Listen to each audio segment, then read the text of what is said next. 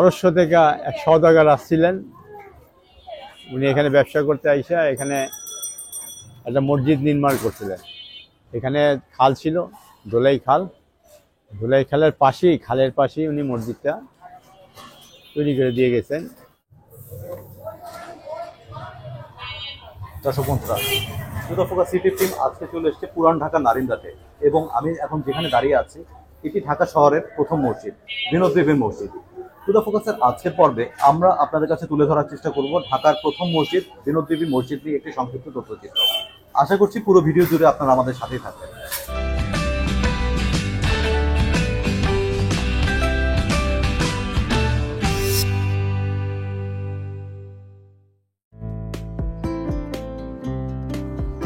To the focus YouTube চ্যানেলে আজকে আমরা দেখাবো ঢাকার সর্বপ্রথম মুসলিম স্থাপনার নিদর্শন হিসাবে পরিচিত বিনোদ বিবির মসজিদ।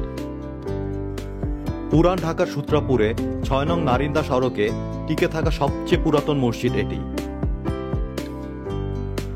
বিনোদ বিবির মসজিদটি শহরের পুরনো ঢাকার অবস্থিত একটি মধ্যযুগীয় মসজিদ। মসজিদটির গায়ে খচিত শিলালিপি অনুসারে ৮৬১ হিজরি সালে সুলতান নাসিরউদ্দিন মাহমুদ শাহের আমলে এটি নির্মাণ করা হয়।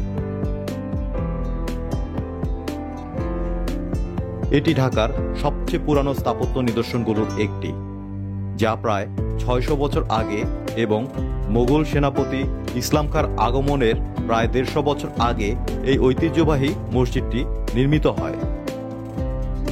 প্রায় ২০০ বছর ধরে এলাকাবাসী একটি কমিটির মাধ্যমে এই মসজিদটি দেখাশোনা করে আসছে। এলাকাবাসী ও মসজিদ পরিচালনা কমিটির উদ্যোগে বর্তমানে পুরাতন ভবন ঠিক রেখে নতুন ৬ তলা বিশিষ্ট একটি মসজিদ ভবন নির্মাণ করা হয়েছে।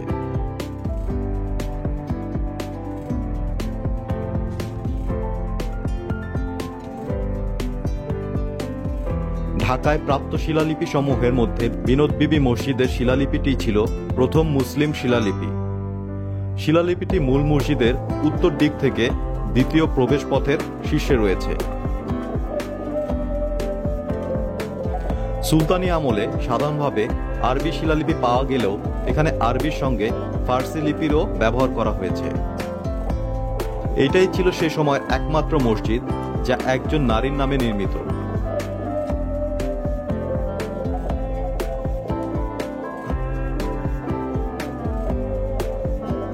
বিনোদ বিবির মসজিদ ঢাকার প্রথম মসজিদ হয় অনেকেই দূর দূরান্ত থেকে এই মসজিদে আসেন নামাজ পড়ার সৌভাগ্য লাভ করতে।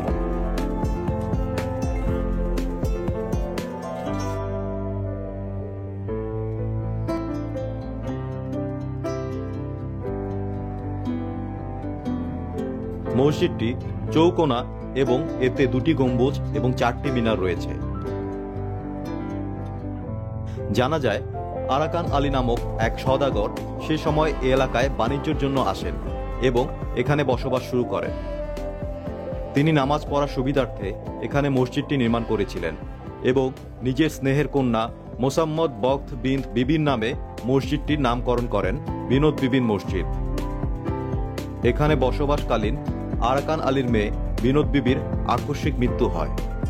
তাকে এই মসজিদের পাশেই সমাহিত করা হয় এবং পরবর্তীতে আরাকান আলীর মৃত্যু হলে তাকেও এখানেই কবর দেওয়া হয়। মসজিদের দেয়ালে একটি কালো পাথরে এর ইতিহাস ফার্সি ভাষায় খোদাই করা আছে।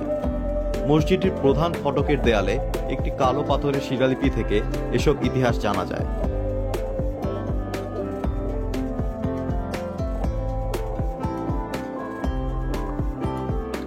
মসজিদে আল্লাহর রহমত, বিশেষ অশেষ রহমতে এই মসজিদে আমি ফজরের জামাত নিয়মিত পড়ি, তাই না?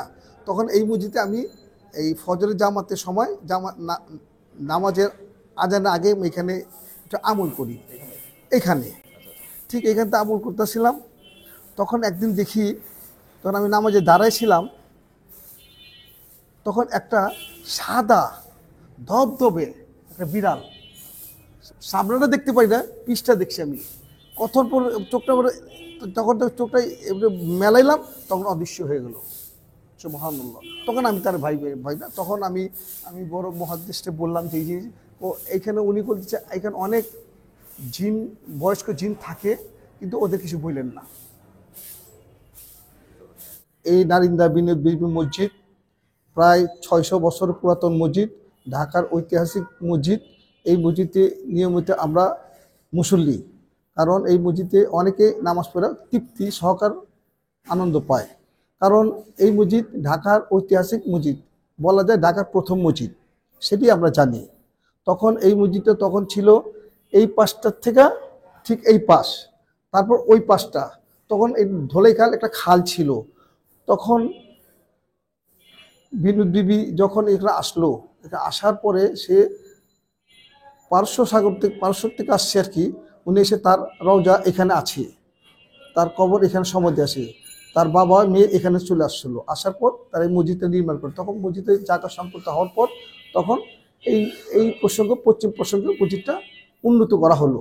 এই মসজিদের ইতিহাস।